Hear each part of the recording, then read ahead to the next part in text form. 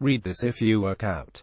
Photo is stock. Looking to lose weight quick, you would be the first person to think, rightly or wrongly, the carbs have got to go.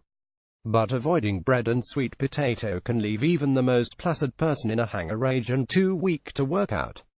Enter carb-cycling, the diet growing in popularity with fitness experts, that allows you to pick and choose what carbs to consume based on the exercise you undertake that day. Unlike fully low-carb diets that can cause cravings, energy crashes, and impaired athletic performances, carb-cycling may boost metabolism, lower body fat, and improve your time spent in the gym. The role of carbohydrates within our body is to provide the working muscles along with some organs with fuel.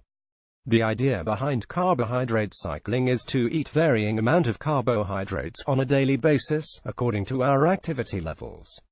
For example, on a highly active day, we will require more carbohydrates than a day where we are less active, explains accredited practicing dietitian and accredited sports dietitian Tim Stewart. It may help to think of your body like your car. If you're taking it on a drive from Sydney to Byron Bay, you want a full tank. That's the same as a big day of exercise. You'd want a lot of carbs as fuel. But if you're parked in the driveway, you don't need as much fuel. So if you're not doing as much exercise, you don't need as many carbs. But Stewart isn't sold on carb cycling as a weight loss tactic, saying its use is in fueling performance. While it's useful from a training perspective, doing this for the sole reason of losing weight is not appropriate. We know from the research that when we eat with the goal of weight loss as the primary focus rather than for fueling our active bodies, we know that we are taking a short-term view which is not likely to be sustainable, he says. Yep, carb cycling is how you're going to kill it for the 10 kilometers race, or Saturday's F45 Hollywood session followed by power walk with your pals. We already have a store of carbohydrate called glycogen in our muscles and liver, therefore, the body will never become fully depleted. However, if you are planning to do more than 6,090 minutes of activity in one session, then increasing your carbohydrate intake before, during and after this session will help maintain performance and prevent fatigue, says Stewart.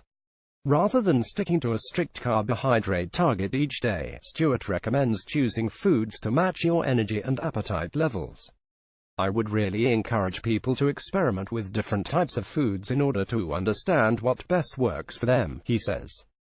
Stewart recommends trying the following fruit. Bananas are quite popular: porridge, bircher, muesli, fruit and yogurt for those who can handle dairy before exercise, sweet potato, savory muffins, risotto, baked potato. This may include sweet potato as well. The final word: carbohydrate cycling does have merit in that it allows you to best understand the role of carbohydrates for your body, but is not a weight loss strategy.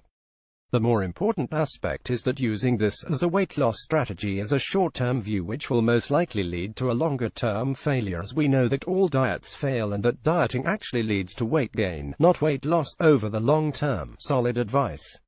Former elite gymnast and fitness expert Lauren Hannaford shares the 3 gymnastics moves that can boost your performance in any sport.